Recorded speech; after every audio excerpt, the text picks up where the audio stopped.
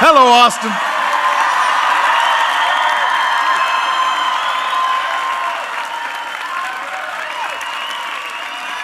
Hey. Hello, Austin.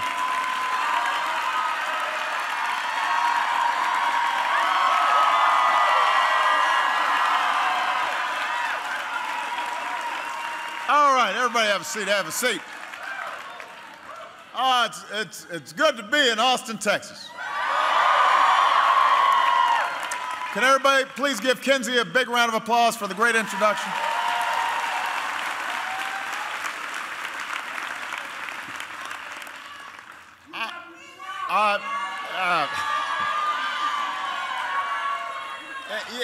You know, that's because I love you. Everybody knows I love Austin, Texas. Every time I come here, I tell you how much I love you. I love Austin. I love the people. I love the barbecue, which I will get right after this. I like the music. I got good memories here. I got good friends. I was telling somebody that the last time I walked, a real walk, where I was kind of left alone, was in Austin, Texas. Right before the debate here during the primary in 2007, 2008. It must have been 2008. And I was walking along the river, and nobody noticed me, and I felt great. And then on the way back, somebody did notice me, and Secret Service started coming around. And, but that first walk was really good. So let's face it, I just love Austin. Love people of Austin. I want to thank a proud Texan, Congresswoman Sheila Jackson Lee, for being here today. We appreciate her.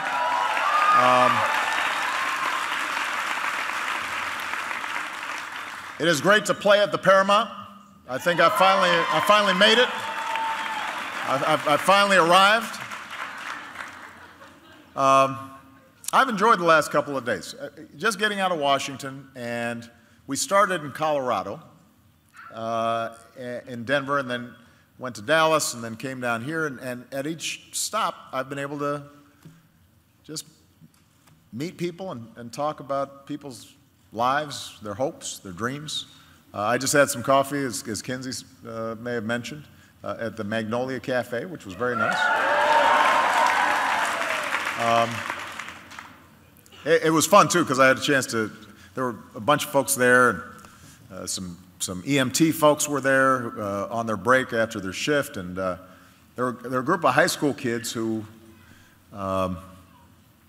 were getting together. They were about to go on a 2-week-long service trip to Peru, which, by the way, reminds you should be optimistic whenever you meet young people, because they're full of energy and idealism. And so they were going to do the service trip, and they were going to go for 2 days then to Machu Picchu, you know, the old Inca ruins in Peru. And I said, I always wanted to go there.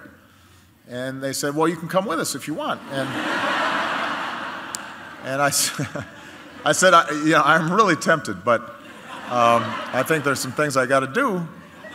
But I got them, in exchange for a selfie with them, they promised that they would send me a picture of them when they get there. So I'm going to hold them to it.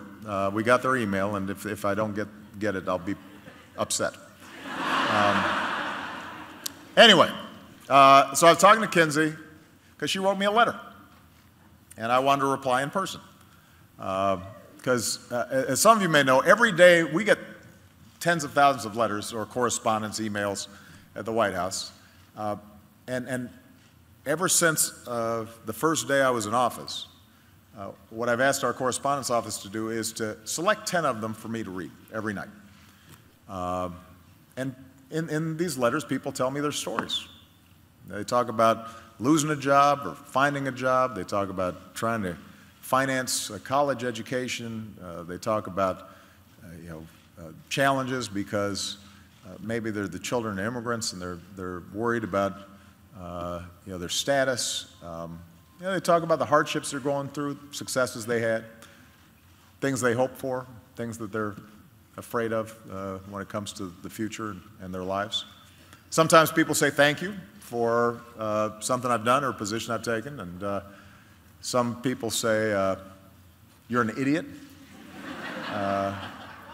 And that's how I know that I'm getting a good representative sampling, because, you know, half the letters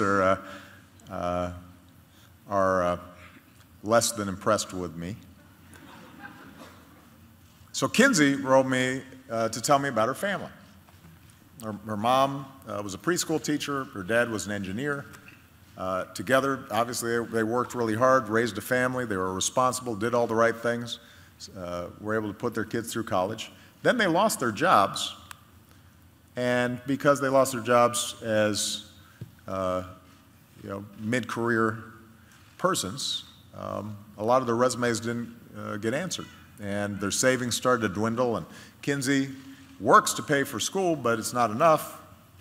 And she told me that she's always been passionate about politics and the issues of the day, but after last year's government shutdown, all this stuff's happened with her family. It doesn't seem like anybody in Washington is thinking about them. You know, she wrote, I became a disgruntled citizen. I felt as if my government, my beloved government that's supposed to look out for the needs of all Americans, had failed me. My parents have always supported my siblings and me. She wrote, now it's my turn to help them. I want to be involved. President Obama, what can I do? So I wanted to meet with Kinsey to let her know that I had heard her, that I listened to what was happening with her family, and I was thinking about her parents, and I was thinking about her and her sisters. And I'm here today because of Kinsey. And I'm here today because of every American who is working their tail off and does everything right and who believes in the American dream and just wants a chance to build a decent life for themselves and their families. And you and folks like Kinsey are the reason I ran for president in the first place, because your lives are the lives that I lived.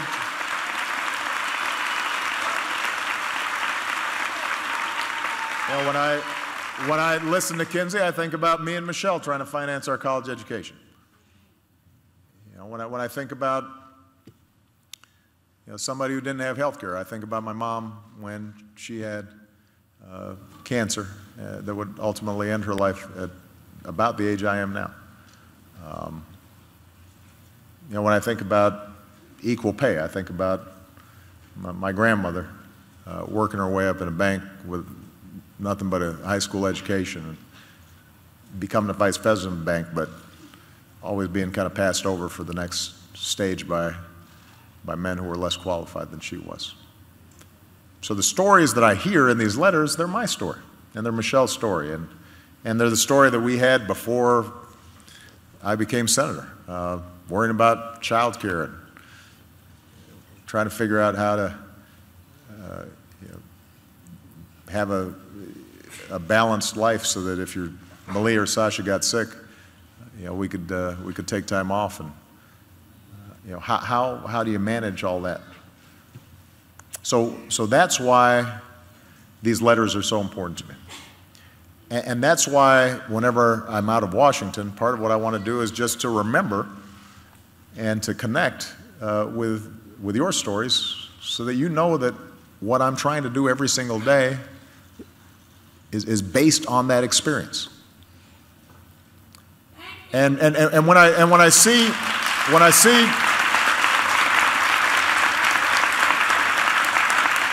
and when you see the trajectory of Kinsey's family, in some ways it's a little bit a story of what's happened to America.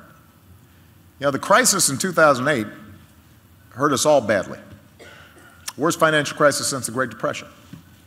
But you think about the progress we've made. Today, our businesses have added nearly 10 million new jobs over the past 52 months. Our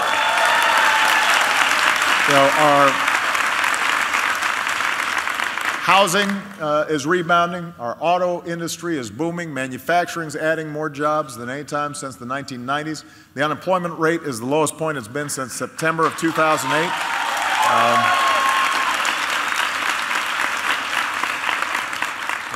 Kinsey's dad found a new job that he loves in the field he was trained for. So a lot of this, Ed, was because of the resilience and hard work of the American people. That's what happens. You know, Americans bounce back. But some of it had to do with decisions we made to build our economy on a new foundation. And those decisions are paying off. We're more energy independent. For the first time in nearly 20 years, we produce more oil here at home than we buy from abroad. The world's largest oil and gas producer isn't Russia, it's not Saudi Arabia, it's the United States of America. At the same time, we've reduced our total carbon pollution over the past 8 years more than any country on earth.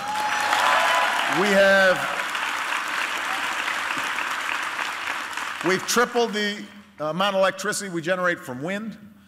We've increased the amount of solar energy we have by 10 times. We're creating jobs across the country in clean energy. In education, our high school graduation rate is at a record high. The Latino dropout rate's been cut in half since 2000. More young people are graduating from college than ever before. Sí se puede. The Affordable Care Act has given millions more families peace of mind. They won't go broke just because they get sick.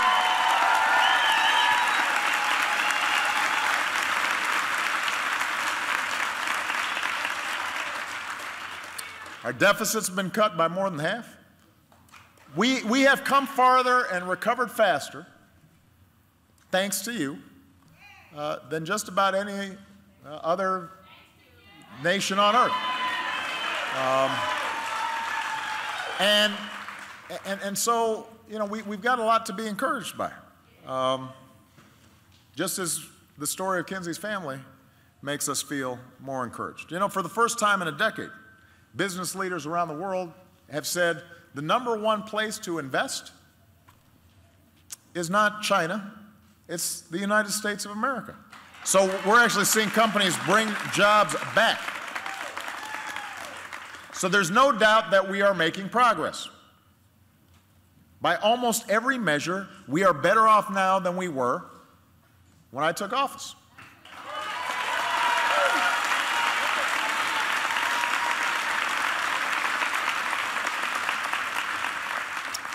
But the fact is, we've still got a long way to go. We've still got a long way to go, because while we're creating more jobs faster these first 6 months of this year than any time since 1999, we know there's still a lot of folks out there who are looking for work, or looking for more full-time work, or looking for a better paying job. Corporate profits are higher than ever. CEOs make more than ever.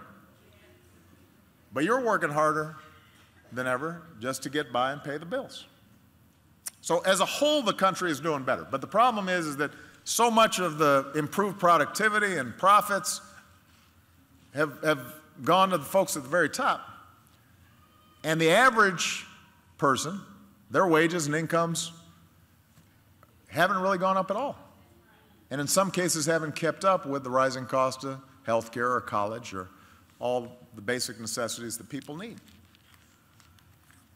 And so, Austin, I'm here to say that this country is not going to succeed if just a few are doing well.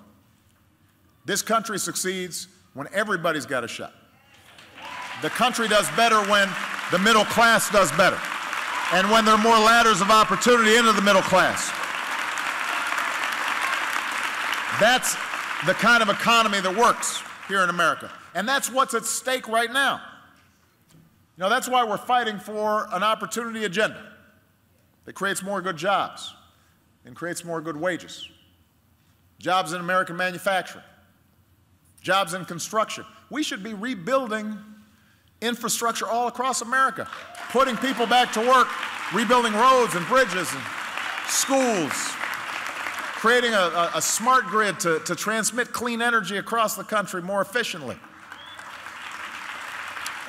We can create good jobs in American energy and, bless you, and innovation. I'm okay. I'm just haven't had enough sleep.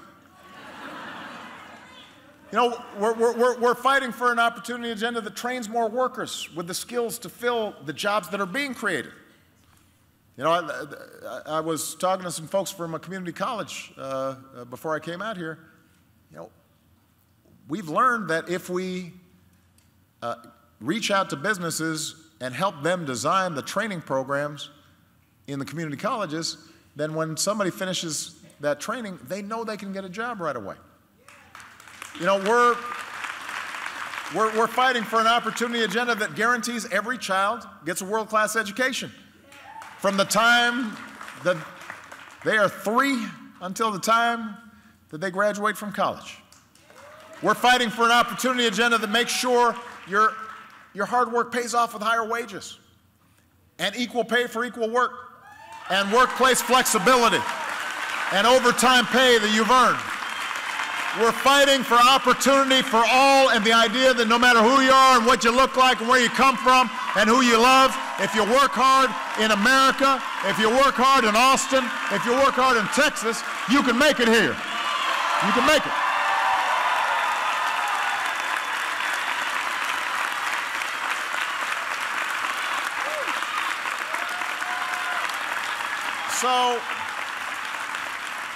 So that's what we're working for, and the good news is that the things that we need to do are well within our capabilities, our grasp. We know how to build roads. We know how to put people back to work on infrastructure. We know that if we invest in early childhood education, every dollar we put in, we get $7 back in fewer dropouts and fewer teen pregnancies and fewer folks going in the criminal justice system. We know that if we do some basic things, if we make some basic changes, we'll see more jobs, faster economic growth, lift more incomes, strengthen the middle class. They are common sense things. They're not that radical.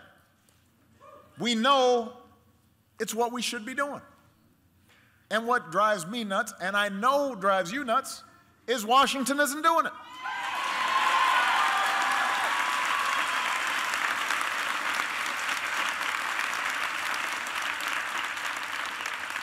And let me be clear about why Washington is broken. Because sometimes everybody says, well, you know what, all politicians are the same, all the parties, the Democrats, Republicans, doesn't matter, it's all. You know, look, Democrats are not perfect. I promise you. I know a lot of them. And yes, every member of Congress, they're thinking about, you know, I'd like to be reelected, and I'd like to keep my job. You know, that's human nature. We all understand that. But let me be clear. On the common sense agenda that would help middle-class families, the overwhelming number of Democrats are in favor of these things. They're in favor of minimum wage. They're in favor of equal pay. They're in favor of extending unemployment benefits. They're in favor of infrastructure. They're in favor of investing in research and development. They're in favor of making college more affordable. They've got specific proposals. They're willing to compromise. They're prepared to go forward. So when folks say they're frustrated with Congress, let's be clear about what the problem is. I'm just telling the truth now. I don't have to run for office again, so I can just, you know, let it rip.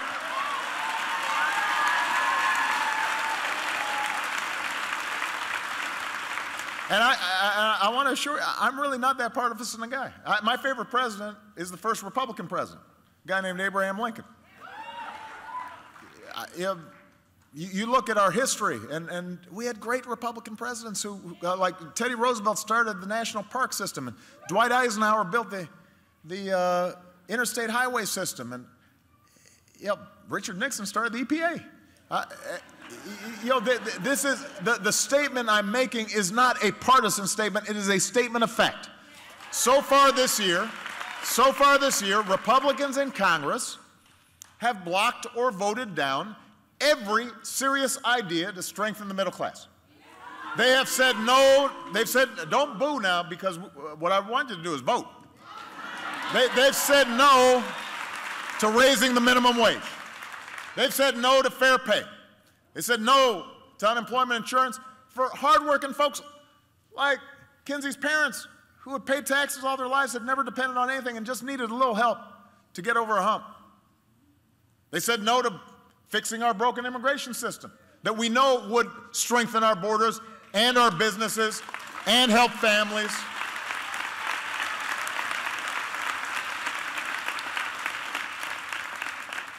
Instead of investing in education that helps working families, they voted to give another massive tax cut to the wealthiest Americans. Instead of creating jobs by rebuilding our infrastructure, our roads, our bridges, our ports that help every business, they decided to protect tax loopholes for companies that are shifting jobs overseas and profits overseas.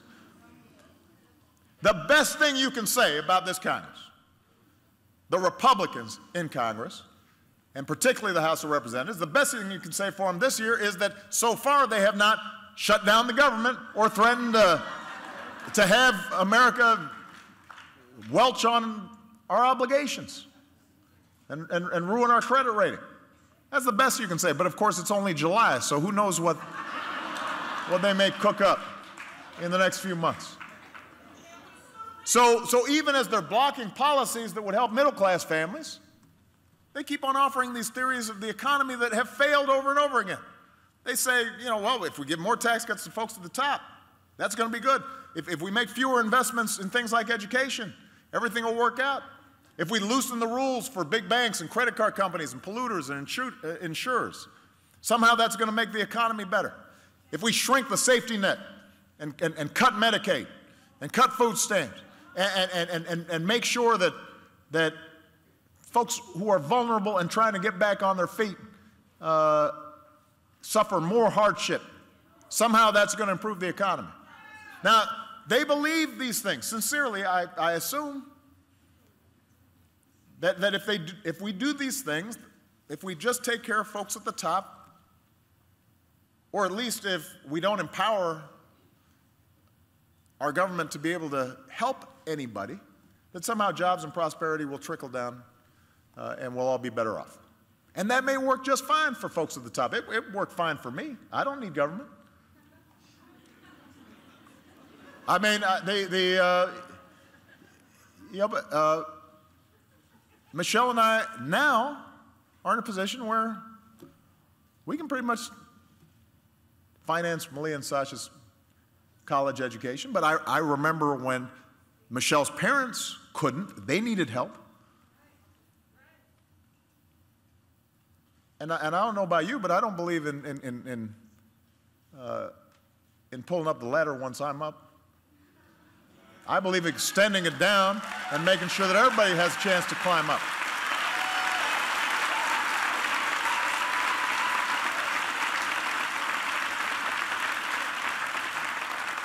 The status quo certainly works for the special interests in Washington, who like things just as they are. They'll be fine whether Congress ever passes a bill again or not. But it doesn't help you. It doesn't help your neighbors, it doesn't help your friends, it doesn't help your communities. And what it does is it just feeds people cynicism about Washington. It just makes people think, well, nothing can happen, and people start feeling hopeless. And we have to understand, in the face of all the evidence to the contrary in Washington, we can do better than we're doing right now. We can do better than what we're doing right now. We know from our history, our economy does not grow from the top down. It grows from the middle up. It grows from a rising, thriving middle class. It grows when we got ladders of opportunity for everybody, and every young person in America is feeling hopeful and has a chance to do what they can with the God-given talents that they have. That's what we're fighting for. That is what you should be fighting for.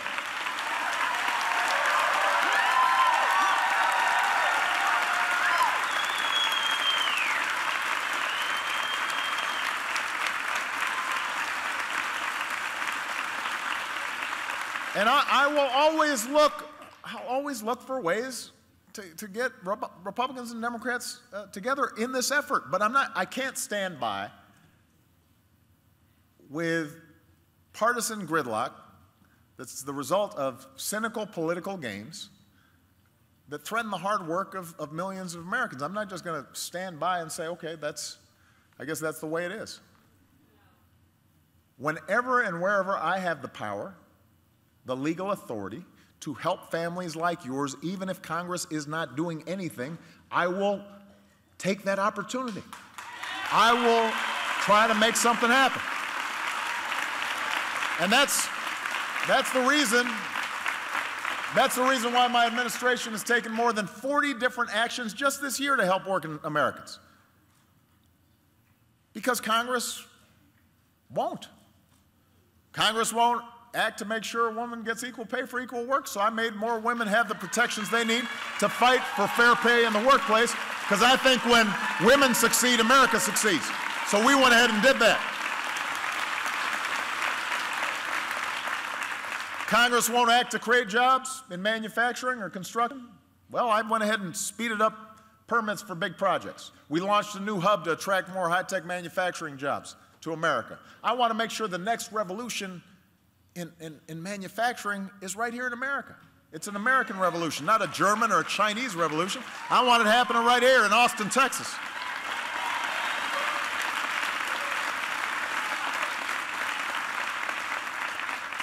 Congress so far hasn't acted to help more young people manage their student loan debt. So I acted with my lawful authority to give nearly 5 million Americans the chance to cap their student loan payments at 10% of their income so they can manage it better, so that if they go into teaching or they go into social work or they're doing something in a non-for-profit, that they're not encumbered by mountains of debt. I don't want our future leaders saddled with debt before they start out in life.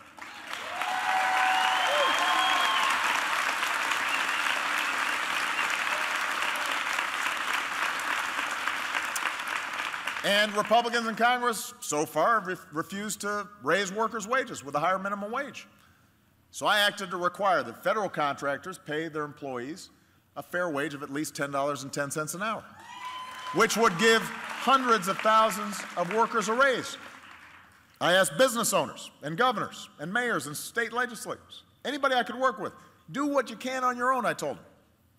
Since the first time I asked Congress to raise the minimum wage, Congress hasn't done anything, but 13 states have gone ahead and raised theirs. And by the way, this is important to remember, just because folks are always trying to run the okey doke on you. And the states that have increased their minimum wages this year have seen higher job growth than the states that have not increased their minimum wages. And more business owners are choosing to lift wages for their workers because they understand that it's going to be good to have productive workers, loyal workers, invested workers. Just yesterday, before I came down to Texas, when I was in Denver, I met with Carolyn Reed. She owns 6 silver mine sub shops. She started her own business. She was working at UPS and decided she wanted to be a business owner. Got her first franchise, or her and her husband mortgaged their house. Eventually, they got an SBA loan. Now she's got 6 stores, a wonderful woman. And today, she decided to raise her hourly employees' wages to a minimum of $10.10 an hour. She just went ahead and did it on her own because she realized that she'll have less turnover and she's going to have more productive workers. As long as Congress will not increase wages for workers, I will go and talk to every business in America if I have to. There's no denying a simple truth. America deserves a raise, and if you work full-time in this country, you shouldn't live in poverty. That's something that we all believe.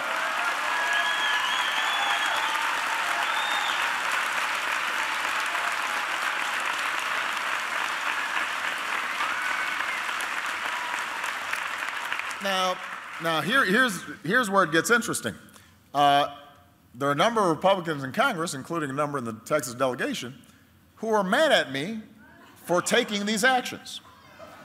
They actually plan to sue me Now, I don't know which I find most offensive, me helping to create jobs, or me raising wages, or me easing the student loan burdens, or me making sure women can find out whether they're getting paid the same as men for doing the same job. I don't know which of these actions really bug them. The truth is, even with all the actions I've taken this year, I'm issuing executive orders at the lowest rate in more than 100 years. So it's not clear how it is that Republicans didn't seem to mind when President Bush took more executive actions than I did. Maybe it's just me they don't like. I don't know. Maybe there's some principle out there that I haven't discerned, that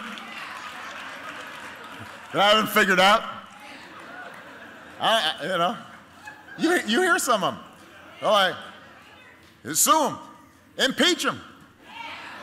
Really? Really? For what? You're going to sue me for doing my job? Okay. I mean, think about that. You're going to use taxpayer money to sue me for doing my job while you don't do your job.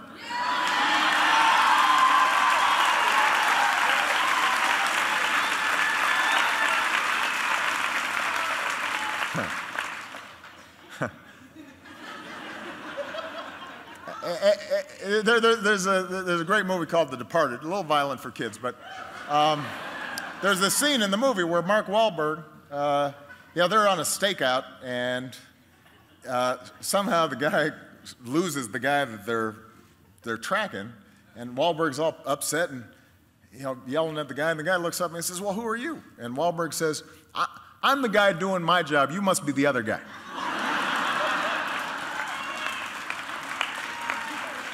Sometimes I feel like saying to these guys, "I'm the guy doing my job. You must be the other guy."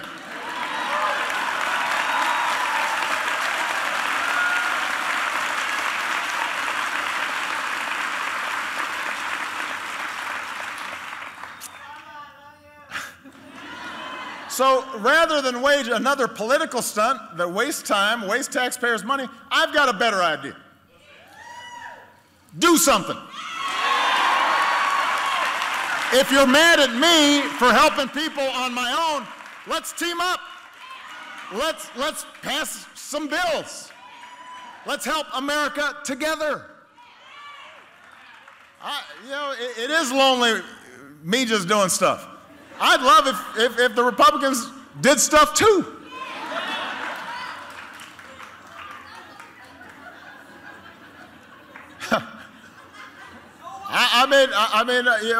On immigration issues, we've got, and to their credit, there's some Republicans in the Senate who actually worked with Democrats, passed a bill, would strengthen the borders, would help make the system more fair and more just. But the House Republicans, they haven't even called the bill. They won't even take a vote on the bill. They don't have enough energy or organization or I don't know what to just even vote no on the bill. And then they're mad at me for trying to do some things to make the immigration system work better. So it doesn't make sense. So I'm sorry, what are you yelling about now? Sit down, guys. I'm almost done. Come on, sit down. I'll talk to you afterwards. I promise. All right, I'll bring you back. I'm wrapping things up here. I understand. So see, everybody's going to start. I'm on your side, man. Sit down, guys. We'll talk about it later. I promise. All right. So look, here's what we could do. We could do so much more. Now, you don't have to escort them out. They'll sit down. I promise I'll talk to you afterwards. We could do so much more if Republicans in Congress would focus less on stacking the deck for those on the top and focus more on creating opportunity for everybody. And I want to work with them. I don't expect them to agree with me on everything, but at least agree with me on the things that you used to say you were for before I was for them. You used to be for building roads and infrastructure. Nothing's changed. Let's go ahead and do it.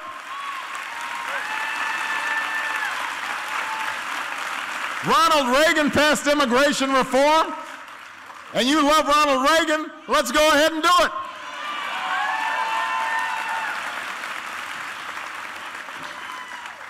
I mean, what changed? I'm just saying. That's what made our country great. A sense of common purpose. A sense we're all in it together, as one nation, as one people. We can debate the issues, we can have our differences, but let's do something. Let's rally around an economic patriotism that says, instead of giving more tax breaks to millionaires, let's give tax breaks to working families to help pay for child care or college. Instead of protecting tax loopholes that let corporations keep their profits overseas, let's put some of that money to work right here in the United States, rebuilding America. You know, we can rebuild our airports, create the next generation of good manufacturing jobs, make sure those are made in America.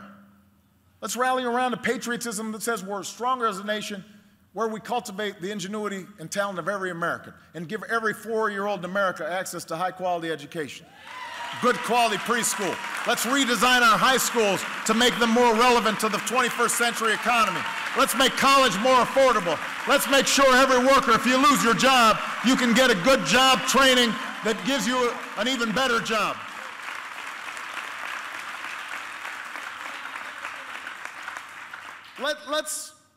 Let's embrace the patriotism that says it's a good thing when our fellow citizens have health care. It's not a bad thing. That's not a bad thing. It's a good thing when women earn what men do for the same work. That's an all-American principle. Everybody's got a mom out there, or a wife out there, or a daughter out there. They don't want them to not get treated fairly. Why would you be against that? It's a good thing when parents can take a day off to care for a sick child without losing their job or losing pay and they can't pay their bills at the end of the month. It's a good thing when nobody who works full-time is living in poverty. That is not radical. It's not un-American. It's not socialist. That's how we built this country. It's what America's all about, us working together. So let me just wrap up by saying this. The hardest thing to change in politics is a stubborn status quo. It's hard to, our democracy is designed where folks who have power, who have clout, they can block stuff, they can keep things as they are. It's hard. It's even harder when Washington seems focused on everything but your concerns, Kinsey's concerns. There are plenty of people who count on you getting cynical and count on you not getting involved so that you don't vote, so that you give up. And you can't give in to that. America is making progress despite what the cynics say. Despite unyielding opposition and Congress that can't seem to do anything, there are workers with jobs who didn't have them before. There are families with health insurance who didn't have them before. There are students in college who couldn't afford it before. There are troops who served tour after tour who are home with their families today. Cynicism is popular.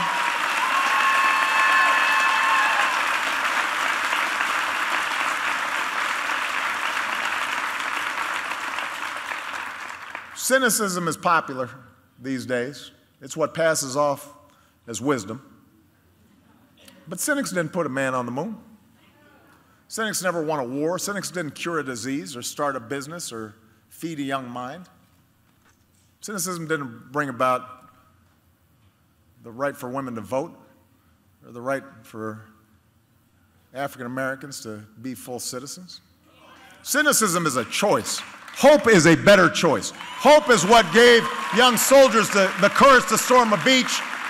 Hope is what gave young people the strength to march for women's rights and civil rights and voting rights and gay rights and immigration rights. Hope is what compelled Kinsey to sit down and pick up a pen and ask, what can I do? And actually think maybe the president might read that story and it might make a difference. And her voice rang out here in the Paramount Theater. And it's her voice and your voice that's going to change this country. That's how we're going to make sure that we remain the greatest nation on earth. Not by asking what we can do for ourselves, but what we can do for each other and what we can do for our country. And so, as president, I'm going to keep a promise that I made when I first ran. Every day I will keep asking the same question, and that is, how can I help you? And I'll keep treating your cares and your concerns as my own, and I will keep fighting to restore the American dream for everybody who's willing to work for it, and I am going to need you to be right there with me. Do not get cynical. Hope is the better choice. Thank you, Texas. Thank you, Austin. God bless you.